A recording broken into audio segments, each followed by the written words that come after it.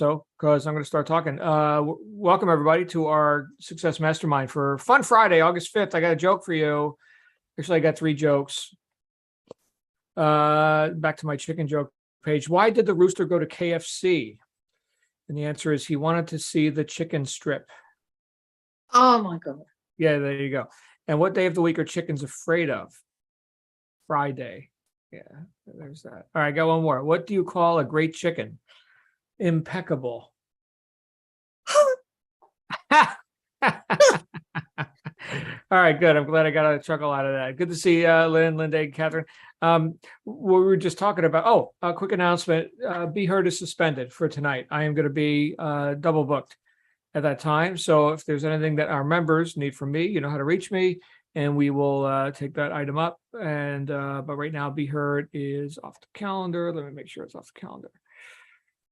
All right. I think it's off the calendar. We'll see. Yes, it is. All right, good. So Lynn and I were just talking before we went live about creating interest in an offer through organic methods, through content, basically through content marketing. And the idea of creating content online, videos, channels, and social media and all this. That idea came up, and I mentioned that I know some creators who are like, that's their full-time job. And it's not something like this successful channel with hundreds of thousands or even millions of followers, right? That doesn't just spring out of the ground without effort. So one of the things that we talked about earlier this week is correctly estimating the effort that it would take to accomplish something, some accomplishment. And that could be in terms of a financial goal, or that could be in terms of building up a certain amount of influence in let's say, for example, a YouTube channel or something like that. And to what end would we do that? And I think this is the thing where a lot of people may underestimate the effort, because these people who are full-time creators and who are monetizing via advertising that's published on their channel, or if they've got a sponsor, right, or sponsors. In fact, one of the companies that many of you here are familiar with, that I work with, and that I'm a project manager with, we're live today. We've sponsored and are being promoted. Started yesterday. It's going through the weekend. And so that is a it's like $20,000 ad spend to get in on that sponsorship. But there's going to be millions of people who watch the stuff that's going on this weekend. I'm talking about the CPAC event in I think it's Dallas, somewhere in Texas. And so that is that they've got the traffic, right? So here are the people who are interested in that sort of content, and then how do they monetize? Well, they monetize by having sponsorships and those sort of promotions. So that's nothing new to anybody, right?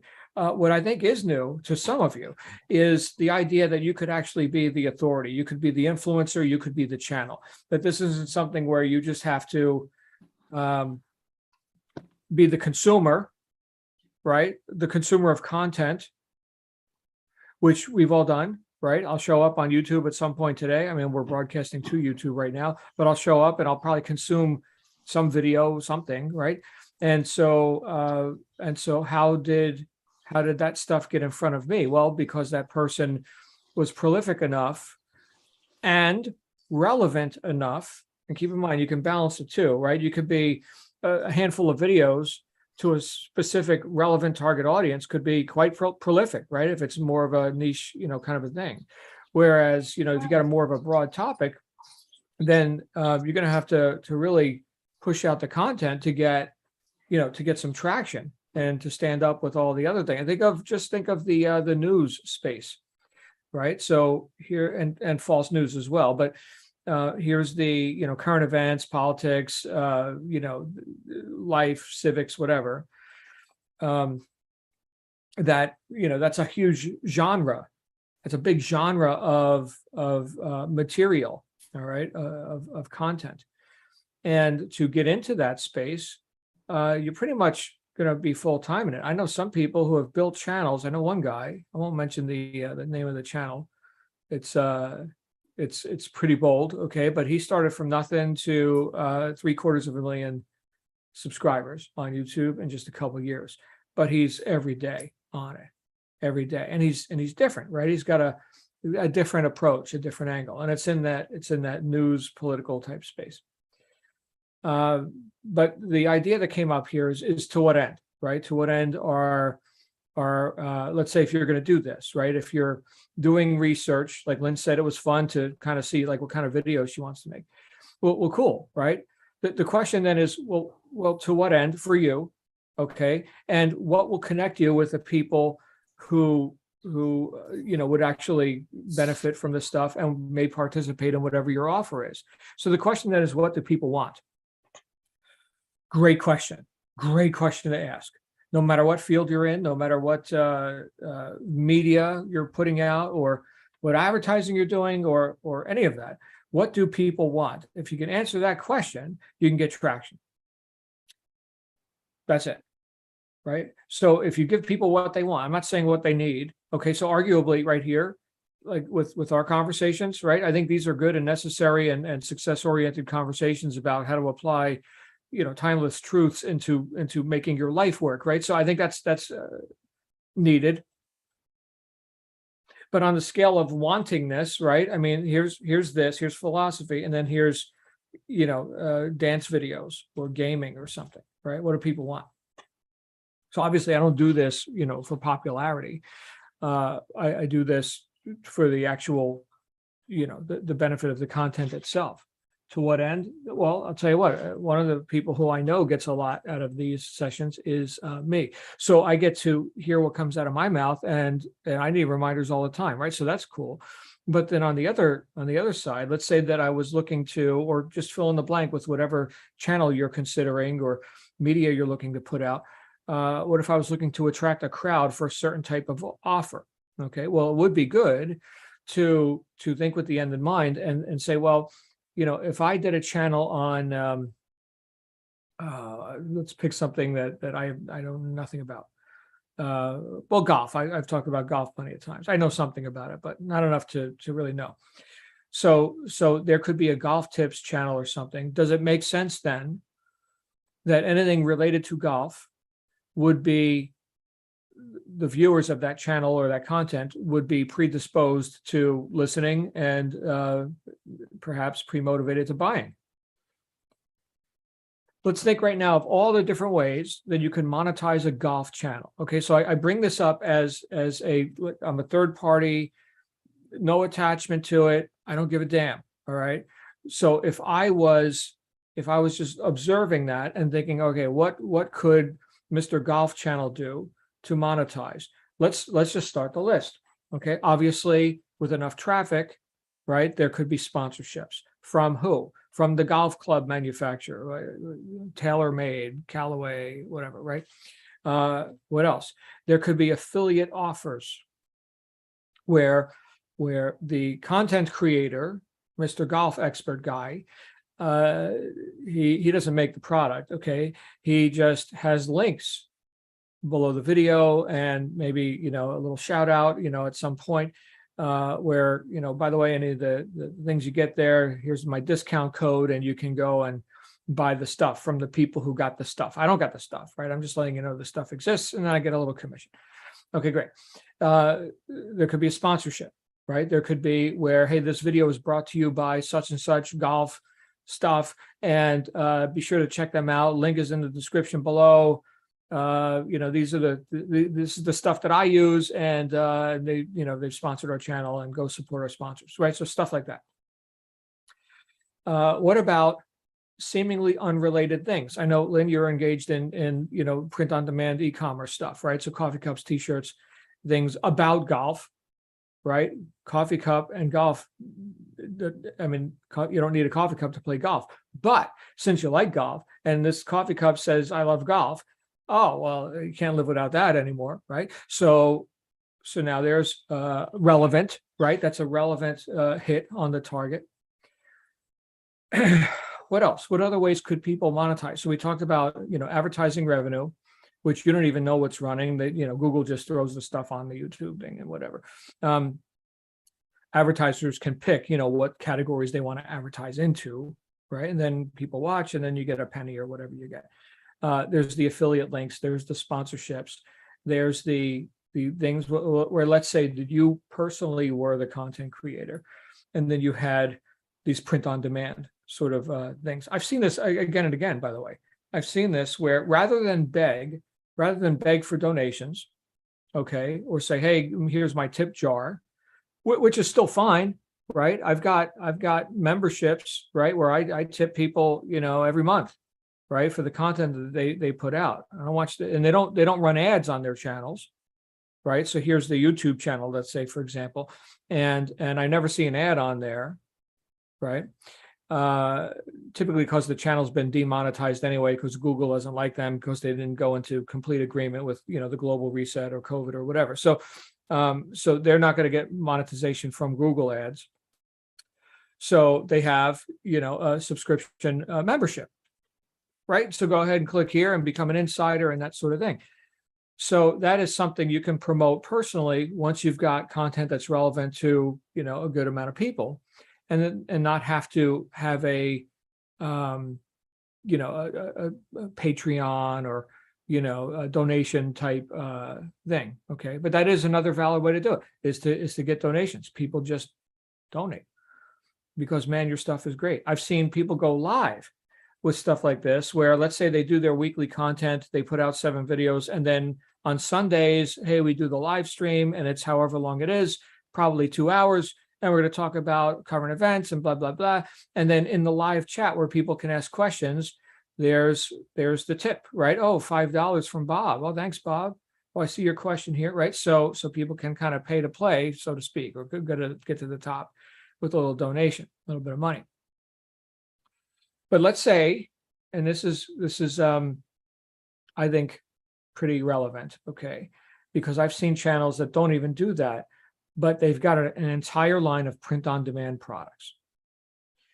And at the end of the video, hey, before you go, check out my t-shirts. Anybody ever seen this? Check out my shirts, and and it's the subject matter is relevant to, all right, so let's say we're back to golf, right? Hey, check out the new line of golf shirts and pants or whatever. I mean, I don't know, right? We've got everything the golfer needs. Go check it out now, right? And so it's not a forceful thing. It's something that people are already interested in. And it could be on a funny angle. Oh, that's funny, right? I agree. And then yet here's some satire about it. It could be on, and we've seen this, right? We've seen where things that you could take it even like a serious topic, right? And you can do something funny with it. And I know we live in the age of you can't really laugh about anything or somebody's going to get offended. But there's a lot of people that don't, they're still sane and stuff, that they can have fun. And so could you have fun with something like that? You could. What about in the field of well, I deal mostly with like experts, content, course creators and coaches, things like that. What about in that expert space? What's another thing you could do to monetize? You could offer, the free handout, right? Here's the ebook. Check out my new book. Get it for free. Click here, which then captures a lead. And now they're on your list. They're not just watching your stuff whenever they happen upon your channel or something, but now weekly, or however often, right? They're getting the newsletter and stuff like that. And there's an offer for, hey, we've got a free consultation on such and such. I mean, I'm making this up as I go, but I've seen it work again and again and again. I've done it, right? And now the next thing you know, people are on your calendar. You get to have a conversation with one of the former strangers, right? Just members of the public who are now already predisposed to liking and buying from you, right? Because they've seen 100 videos from you. And now they're actually on the phone with you. The number one reaction that I've gotten from people when they've been through, let's say, a bunch of my content and a course, like an online, something or whatever, or instructional videos, and then we're actually having a live conversation via Zoom or phone or whatever, is really John Lavenia. man, I can't believe I'm really talking to you. That is the number one reaction. And I'm not like some celebrity or something, at least not in my mind, right? But you get that? Could any of you, again, thinking with the end in mind, could any of you think like that, like an authority, like that you would actually show up as an authority? Because I think that is the prerequisite for you to do any of this. There's this thing called imposter syndrome, right? Where it's like, doesn't everybody already know that? I mean, who am I? There's other people who are better than me, right? So that's the self-talk that stops us from reaching, right? Because somebody at some point in history has been better than us at something, and therefore we're not qualified. How easily we disqualify ourselves, how easily we discount our expertise. But I will tell you what, common sense ain't so common. And so things that I may take for granted, don't assume anything. In fact, first rule of business, assume nothing. Assume nothing, right? I mean, look around society. Do people know? They don't friggin' know, right? And then fill in the blank with whatever topic. Okay. I mean, why do I show up? And I mentioned this, I think, last week. Why do I show up on the home improvement channels and do it yourself, fix it kind of stuff, right? Because I'm interested in, well, I just bought this house, right? And so I'm interested in, having little repair things. I had a garage door that wasn't working right. And so the pedestrian door, not the, big, car door, but the pedestrian door, and it had some old wood in there and it wasn't closing right. And so I learned how to make that right, and I did that. And there was a feeling of accomplishment for me to do that. I could have hired a handyman or something, and he may or may not have done it right. But I was interested. And plus it's kind of therapeutic for me to do something where I don't have to think so much. I can just go and, work with my hands. That's kind of cool. Plus I've got this friggin' huge tool chest. I used to be a diesel mechanic, right? So sometimes I like to get out there and wrench on stuff.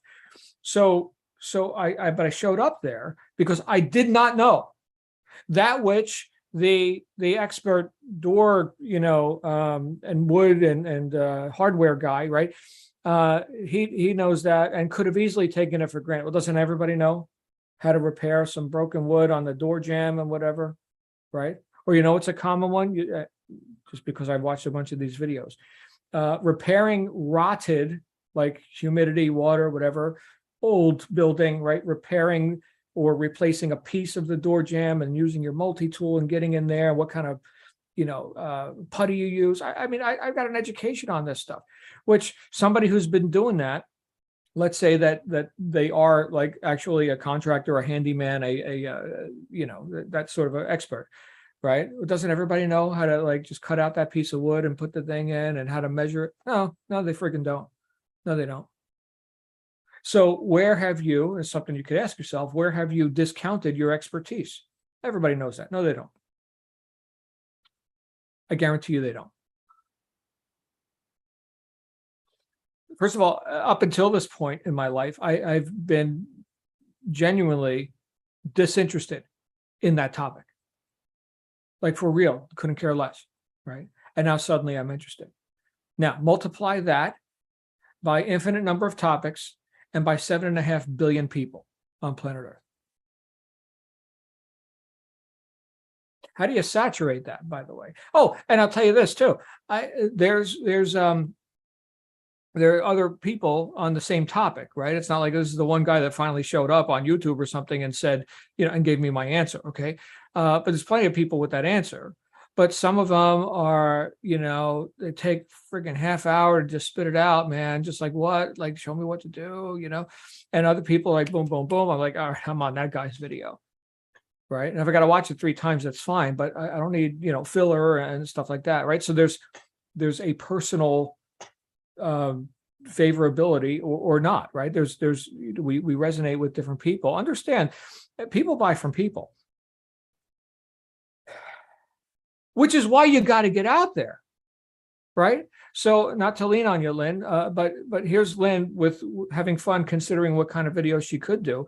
Just publish something. All right. So you got to get out there. Imperfect and done is better than perfect and not done. So we get out there because there are people with, it could be like the same words. Like imagine if a video was scripted or something, and I don't recommend you do this, but let's say you had the script and so did the other guy, and you both performed the recitation of the script, and like, oh, I like Lynn's video. This other guy, same words, but I just don't like the guy. Okay. I'm not saying it's logical, or that, we can quantify or make sense of, personal taste. In fact, I recently watched the movie Amadeus, about the life of Mozart. And I'd seen it several times before, but my daughter had never seen it, and she was interested in the life of Mozart. And so I was like, well, you got to see this movie, right? It's very well done. The acting is really good. In fact, there's a guy in the movie who basically accuses himself of having brought Mozart to his death. And you get to see the interactions and the suppression and the covert, stuff that's going on behind the scenes, right? So I'm teaching my daughter about dealing with people, right? So she's very interested in that. And so here's this scene in this movie, this one sequence where Mozart comes in, and he's actually bemoaning that his opera, I think it was Nozze di Figaro, was canceled after only 7 performances, right? And he's talking to the guy who made it get canceled, right? He killed his deal, right? But the guy's pretending to be his friend, right? And then what the guy says is, well, you can't argue with people if they just don't like they just don't like your play, they don't like your opera. Can't argue with taste, right? Meanwhile, this guy killed the deal for Mozart. Right? So I'm just saying, but the truth, right? The truth that lives within that whole scenario is that, yeah, you can't argue with taste.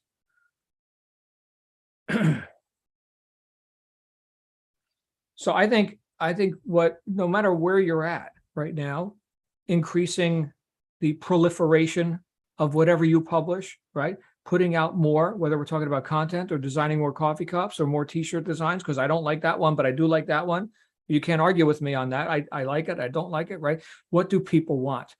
And here's the thing, and this goes right into something which, Linda, I've had my head in, and I know we're interested in getting into copywriting. And I mentioned yesterday on the live broadcast that I'm like, there's a lot to cover here, and I don't know that I could put this together in a couple of weeks or something on a whim, while I'm also launching a software company. So I got to maybe backburner that. Maybe we'll just do like Made to Stick in the book study group for now, and people can come for free and whatever. But I've got a lot of ideas in my mind when it comes to copywriting. But in that world, okay, in the world of copywriting, advertising, promotion, right? How do people get to be great as copywriters, right? Let's say that you're a professional copywriter and people pay you thousands of dollars to write a sales letter or a video script or a website. Okay. How did you get there? You got there by writing a bunch of crap. So you're prolific, right? And you wrote and wrote and wrote, and this worked and that didn't, and this worked and that didn't. I heard just yesterday, I was going through a course on sales closers statistics. Sounds terribly exciting to all of you. I know for me, it's like, wow, this is great stuff. But the consensus on what made these people the top of their game in terms of being able to close sales versus the rank and file standard, whatever, mediocrity. Okay. And the most common answer was number of at-bats. In other words, they've had more sales calls, they've had more sales conversations, right? So whereas the newbie or the dilettante or the amateur, right, they've had let's say 10 conversations, right? The super closer has had 1,000. I'm just inventing the numbers, but you get the point. There's a big disparity in the number of opportunities or at-bats or engagements, because experience is obviously the best teacher.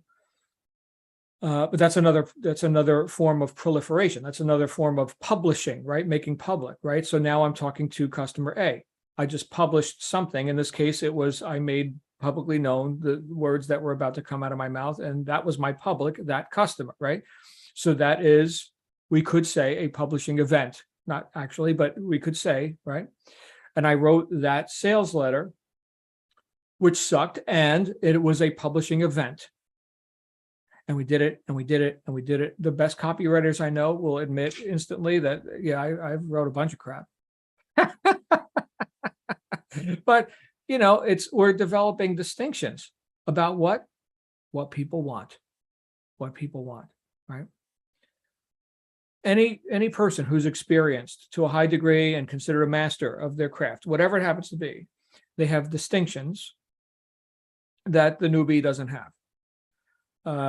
The golf pro could see every error that I made when I took my swing. I couldn't see it. They saw everything. They have distinctions. They can see things that I can't see. They've done it a million times. I haven't done it a million times. So if we're going to go down any road, we might as well go down the road, like really, like for real, like commit ourselves to it, which is, in my estimate, that is the definition of excellence, is the commitment to completion. Commitment to completion, right? So again, thinking with the end in mind, what do people want? For you, you're a people, right? So what do you want? Why are you doing any of this? Why are you showing up? Why are you creating content? Why are you publishing? Why are you outflowing? Why are you advertising? Why are you doing anything that could touch another person? Know the answer to that. Great. And then what do people want? Okay, what does that person want? Those people who I'm intending to touch, what do they want? I just had a text from my good friend Lindsay, who said that she just had the easiest appointment ever with a sales consulting program, and it was a piece of cake. And so what could we say about that? Instant sale. How does that happen? Well, she's had a number of at-bats, right? She didn't just show up today trying to figure out, get the marbles out of her mouth. So that's good. And relevance. Yes, relevance. What do people want?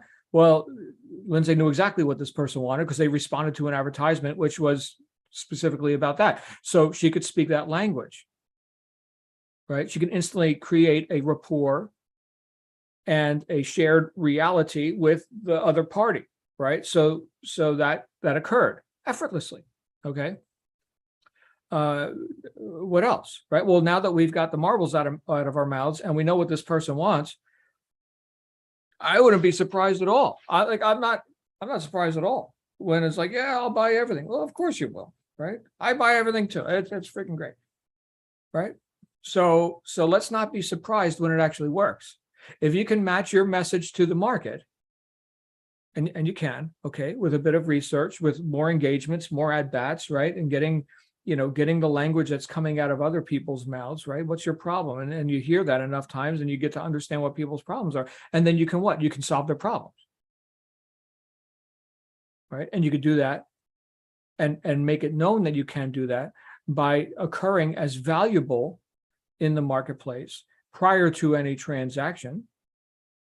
All these successful YouTube channels, influencers, everything else, right? What have they done to become successful and influential? They've demonstrated value in advance before anybody ever clicked on the affiliate link or the sponsor thing or whatever, right? They already got value just because they're watching it. It's like, this is good stuff, right? It's good, great. So now you've overcome an enormous hurdle. So what do you have to do? You just have to publish. And with the end in mind, right? And even if you're not monetizing now, think, well, you know what? I'm predisposing people to ultimately want to buy my stuff or to click on my sponsor, or even if it's just like an entertainment thing, just to sit through the ad so they could see the rest of my video. That's one way to monetize, and it's very valid. Now you need a bunch of traffic to do that. So again, I say publish, but do it with intent, and know what people want. And look, if there's one other thing I'll say, and then I'll shut up. In the sales thing that I was going through yesterday, which has nothing to do with content, creation per se. Okay, it just has to do with sales and closing and that sort of thing. But there's a recommendation, which I would agree with, to a large degree. There's a recommendation that you don't go into any niche that you're not engaged or passionate about, or you don't really speak that language, right? So if it's not already obvious, I'm not going into the golf niche. I'm not looking to sell to golfers, right? And I use that as an example. I mean, there's other things I have less involvement with. I mean, I can swing a golf club and hit a ball and it'll land somewhere, okay? But there are things that I have even, less involvement with, right? I would say, really get up to the point where you're kind of in the game yourself. I can go and have a conversation. Think of it like this. When I came out of formal training in school, right, I got into the trades, right? I was a diesel mechanic. And so I was in that world and I could speak that language, right? And when I got into business, when I put down the wrench, what business did I get in? A business that sold to mechanics, right? I was a tool dealer at a franchise, right? And so could I speak that language? Yeah. I used to be exactly in their shoes. Right. In fact, I used to be a customer of the stuff that I now sell. And I guess in that case, I just became more of a high volume customer. Instead of buying, a couple $1,000s worth of stuff, I bought $100,000 worth of stuff and put it on a truck and drove it around. I got it at wholesale. You could buy it at retail. So the point is, we want to match, the message to the market. This is like intense training kind of stuff, by the way. I don't expect anybody to get this just in 31 minutes that I've been talking. In fact, in our accelerated program, we cover this. This is like one of the first things we got to cover with people is messaging, right? A lot of times people get into all these tactics, right? Well, YouTube, Facebook, and that's nice, okay, which may or may not fit your strategy. First thing we have to have is strategy, right? Tactics, strategy precedes tactics. Okay. And purpose precedes strategy. So we got to think with a bigger awareness of the scene and what people want. 32 minutes, Lynn, just on your one thing that you mentioned. So thank you for introducing the topic today. That was fun. That was fun for me. And it's fun for me too, because I've got my head in it, right? I'm like really, I'm launching a new enterprise, and I'm figuring these things out for myself, right? Which, by the way, it's going to be awesome. It is going to be awesome. There's such amazing technology that we're about to put out. So anyway, I'm done talking. I hope you guys got something out of this, and I hope you publish something, right? Because best known beats best. We got Catherine and Daisy and Edward and Linda's here. Lindsay, Lynn, and Virginia Pipitone, the cookie queen. Anybody got some thoughts on what people want? I got some thoughts on this. What people want and giving it to them. That would be a good idea. Virginia, you missed the chicken jokes. They were funny. I'll give you one more. How do you send a chicken a letter? In an envelope. Ah, cute. Oh man, Cute. that's really rich. What's up there, Virginia? Sorry, I was on another Zoom call, so I'm sorry I missed Friday's topic because Friday's always fun. First Friday of the month too. We didn't dress up. I did. I'm wearing my gym clothes. There you go. There you go. You're actually going. Did you find a gym? Got a funny hat. Oh yeah, the gym. Before I even moved in, I found the gym. Yeah, that was like the first thing. It's like, where's the gym? I'm not going to buy this house until I know I can ride my bicycle to the gym. Actually, our location is awesome, Virginia. Awesome. I love where I live. It's really great. Arizona's still my home, but if I have to be in Florida, well, then, this is pretty good too. I'm done with this rainy season though. Like, I'm so done.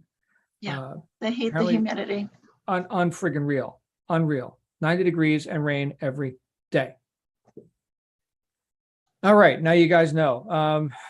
Thanks, Virginia, for being here. Lynn, did you have a comment on that? I was sending you love the whole time we were talking. Yeah. Just that one thing you said, what people want. I think that's the hardest question, actually. I mean, I don't have an answer for it right now, but I actually think that is probably one of the hardest questions to be dealt with in an ongoing basis, because what people want shifts. Mm-hmm. Well, there's market segments which people enter and exit all the time, right? So what I wanted shifted yesterday, today, tomorrow, whatever. But how many other people shifted into that category or out of it, right? So I was interested in home repair things because I had a home repair issue, and now I'm less interested in it because its issue is solved, right? So in that way, if we just target the want and listen to the language of people who are in that space currently or in the past, right? And we can hear historically what kind of questions did they ask. Then we can get an idea of psychologically what's going on in the minds of those people. And it's different people today than it was yesterday, but it's the ideal customer avatar. That's your target. Okay. Because times don't change, like in terms of, people who are interested in a certain topic. I don't know, dogs or something, right? So, okay, dog lovers are dog lovers. Period. Right. And what's that? Maybe that's your niche. I don't know. I know you got some dogs there. Although I haven't heard your dogs in weeks. You've done something magical to keep your dogs quiet. I don't know what it is. So that's amazing. I'm feeding them. Okay. Shove food in their mouth. It's just bribery, John. Right. Okay. Good times. Well, thank you, Lynn. All right. Linda Landry. What's going on? How are you? Good. So I have a question for a beginner. Okay, starting out, because all I have is a cell phone to use as a camera. So what would you suggest that I get to start out to do a video? A cell phone. And, well, right, but I don't have anything like to hold the cell phone to, for lighting. Something I don't know. There's two pieces of equipment that if I had to, let's say I'm traveling. Yep. And I intend to do a video and have it not look like shit. Okay. Right. So the first thing to understand is that video is a medium of light. Okay. So like right now you've got more backlight than you have front light. That's a no. Correct. Okay. Right. So front light, not backlight. And then the more diffused it is, the less, wrinkles and shadows and everything else. Okay. This is a lavalier microphone. Called a Rode Smartlav. It's just a little lavalier mic, and it plugs into the phone. All right. So So the sensitivity of the microphone and everything works with smartphones specifically. Different microphones are wired differently for different impedance. I don't get into the tech. Okay, but this is specifically for smartphones, and this is, I would say, the best one. There's other brands too. This one cost me like $100. Then and how do you spell that? This is a Rode. It's Australian. The R-O-D-E. I can't read it. R-O-D. Yeah, Rode, R-O-D-E. Okay. All right. I don't have my glasses on. Yeah, they've been making microphones for 100 years. Okay. But this is their Smartlav for smartphones. And they make other lavalier microphones and condensers like this and, all this kind of stuff. This is not a Rode. This is an MXL. But anyway, this is a handheld monopod, also known as a selfie stick. This particular one has a little Bluetooth switch, which is removable. So you could actually trigger like a photograph if you were doing, put the phone in a remote location, clicky. There you go. I pretty much know that. This cradle here switches around, landscape, portrait, spring-loaded. Okay. Telescoping. So if you're filming yourself like this, right? So you get some subject. Okay. But wait, there's more. This opens up into a tripod. All right, cool. Right. And so now you've got a base, and then you just angle the phone however is necessary. And this whole thing folds up and fits into my briefcase. Nice. Here is my entire video rig right here. That's all you need is the tripod selfie stick. That's it. And the microphone. Okay. And what about lighting though? I mean, unless you're walking around. I'm sorry, what was that, Virginia? What's the name on the selfie stick? What's I the don't know. brand? They're Chinese, Amazon RS. Does it I don't- say? Does it say? a brand? MPOW, MPOW, MPOW. That's very Chinese. So, and I don't know, there's probably better ones. I think I spent $20 on that, but the, Okay. so light is the consideration. Unless you're walking around with a lighting rig, then just, frame your shot, right? Where's the light coming from? So that's Okay. fine. And the then light should be in front of you and not behind you. more light in front than behind. Okay. So like right now, this is interesting. On Friday, we're just talking about stuff. So I'm going to shut off my desk lights. I've got 2 LED arrays that shine upon me. Here's what Okay. it looks like when they are not on. You see the difference? Big difference. Right. Yeah. So I've got overhead lighting, right? So there's recessed lighting in the ceiling. And so for what it's worth, so we can call that a fill light. So that's filling the space, right? And therefore the frame of the shot. But, if we're going to go ahead and do it right, let's get some front light on. In fact, that's maybe a little dark. I'm going to go ahead and brighten it up a little bit, right? So now the front light is very dominant. I mean, you can overdo it too. Like, friggin' bam. So Right. now you see the room just went dark, right? So the front light is like really intense now. And so I keep it right around there, right? And because I'm using LEDs, I can also match the color to, skin tone and whatever, right? So that's maybe a little bit cold. Maybe I can warm it up a little bit. But anyway, let me give you a demo on that so I don't confuse you. Okay, so that's really warm. Yes. Okay. Okay. That's really cold. Right Yeah. there. Okay. Makes So it look keep it- pale. Yeah. Keep it right around the middle. Right there. There you Okay. go. So kind of neutral, 5,000 Kelvin, right? If you're into like color temperature ratings. So anything over 6,000 is going to be blue. Anything under like 4,000 is going to be yellow, right? So it's temperature rating. So 5,000 is pretty much true white. White. Okay. So, All yeah, right. unless you're walking around with a lighting rig, just understand your environment. And then the as far as the sound consideration, it's just, have something close to the source. And if your mouth is the source of the sound, then get a lavalier or something, right? But distance is the enemy of sound. Okay, because sound is a medium Right. of air vibrations, right? Mhm. So which is always funny because you watch like Star Wars movies or whatever, and they're floating around in space and there's all these noises, and explosions and all this shit. You don't hear anything in space. There's no air, right? It would be a whole different movie if it was the truth. It'd be like, Oh, really? yeah, no air, no sound, right? Ah. Okay. Just All had a right. science lesson too today. That's great. Yeah, there you go. Yeah, well, sound. I'm a sound guy, right? So Yeah. it's all about the air and how much air is in between the source. I mean, sometimes, like in studio, microphone goes inside the instrument. So like the violin or the guitar, the microphone is inside. Like we want no distance at all. We want to hear every little nuance, right? So, Virginia, Okay. you got your hand up. What you got your hand up for? Come on out, Virginia. What's up? Hey, let me take my hand down. Yeah, so I was typing these things up really quickly because I didn't find anything to write on, but I could type them up quickly.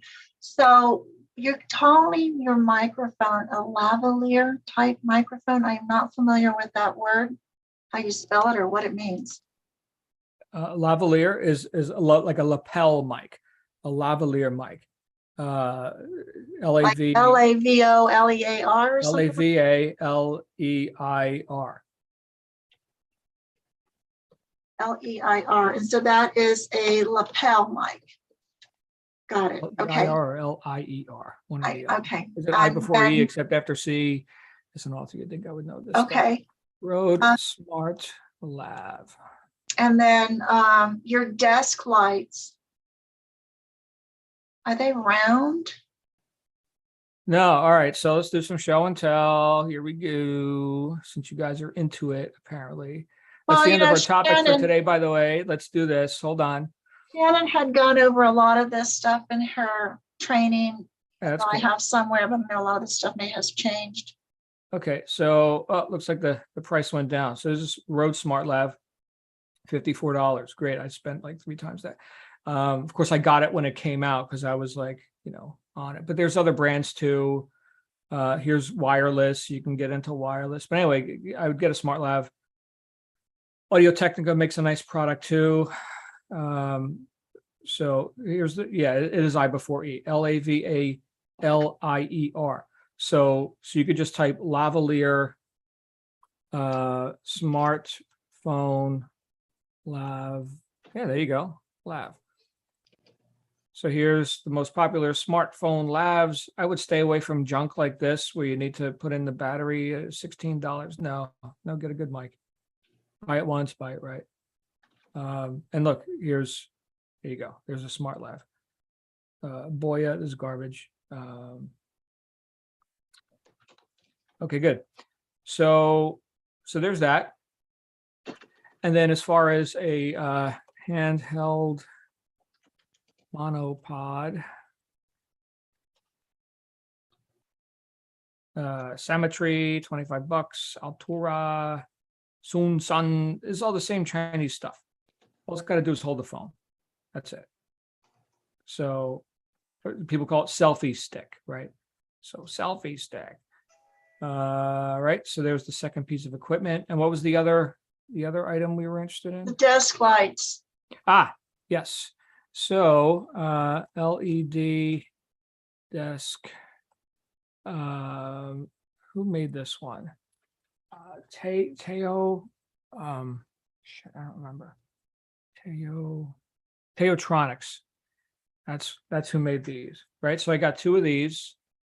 And it's the ones that bevel here. So they don't just fold, up and down, but they also you can shine the light side to side. Okay. So see if I can find the one that they got built-in chargers for the phone. You can plug in a USB. Is this it? This is it. This is what I'm running. Wow, the price on that went down too. So let me see if in fact black wood grain, black. White, black. All right. Well, apparently they changed the part number because this is exactly what I'm running now, and it's not saying you bought this. But yes, this is what I bought. And if you can get that for $12, oh my goodness. Oh wait, this is a knockoff. This is not Teotronics.